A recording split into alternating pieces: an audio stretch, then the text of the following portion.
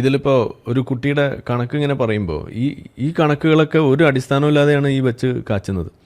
എന്ന് വെച്ചാൽ ഒരു അതെ. മണിക്കൂറിൽ ഒരു കുട്ടി മരിക്കുന്നു എന്ന് പറയുമ്പോൾ സത്യത്തിൽ എത്ര കുട്ടികൾ മരിച്ചിട്ടുണ്ടാവണം അങ്ങനെയാണെങ്കിൽ?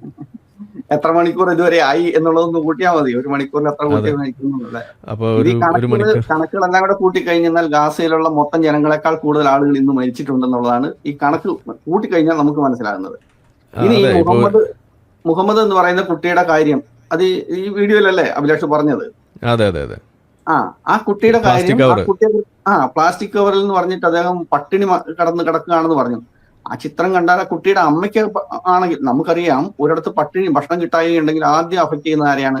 കുഞ്ഞു കുട്ടികളുടെ അമ്മമാരെയാണ്. കാരണം അവർ കുട്ടികൾക്ക് എങ്ങനെയും ഭക്ഷണം കൊടുത്തിട്ടേ അവർ കഴിക്കത്തുള്ളൂ, അല്ലെ?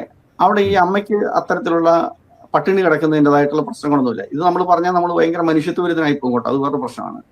അവിടെ ഈ പറഞ്ഞിരിക്കുന്ന വിഷയത്തെക്കുറിച്ച് പിറ്റേ ദിവസം ആ പത്രം തന്നെ, അതായത് ഇദ്ദേഹം പറഞ്ഞിരിക്കുന്നത് BBC എന്നല്ലേ പറഞ്ഞേ, BBC ആ വാർത്ത തിരുത്തുകയും അതേ തുടർന്ന് ആ വാർത്തകൾ പബ്ലിഷ് ചെയ്തിരിക്കുന്ന അവര് അതിനെക്കുറിച്ചൊരു മാപ്പ് അപ്പോളജി അവരുടെ എക്സിൽ കുറിക്കുകയും ചെയ്തിരുന്നു. അത് ഞാൻ അവിടെ ന്യൂയോർക്ക് ടൈംസ് ആണ്. എന്തോ അത് ന്യൂയോർക്ക് ടൈംസിലാണ് അത് വന്നത്. അതെ അതെ, ന്യൂയോർക്ക് ടൈംസിൽ അത് വന്നിട്ടുണ്ട്. അത് അഭിലാഷിനോട് പറഞ്ഞപ്പോൾ അഭിലാഷ് പറഞ്ഞു, ഞാൻ ന്യൂയോർക്ക് ടൈംസിന്റെ അല്ല പറഞ്ഞത്, ഞാൻ BBC മാപ്പ് കൊടുത്തില്ലല്ലോ, മാപ്പ് അപേക്ഷ എഴുതിയിട്ടില്ലല്ലോ, അതുകൊണ്ട് ഞാൻ അംഗീകരിക്കില്ല എന്നുള്ളതായിരുന്നു അദ്ദേഹം പറഞ്ഞു തോന്നുന്നു.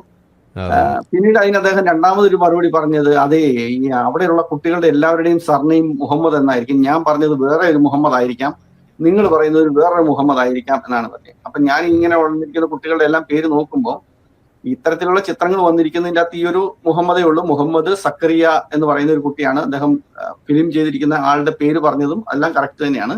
അത് ഈ ചിത്രത്തിൽ കൊടുത്തിരിക്കുന്ന ആളെ കുറിച്ച് തന്നെയാണ് പറഞ്ഞിരിക്കുന്നത്. അതും പ്ലാസ്റ്റിക് കവറിൽ പൊതിഞ്ഞ് എന്നാണ് പറഞ്ഞിരിക്കുന്നത്.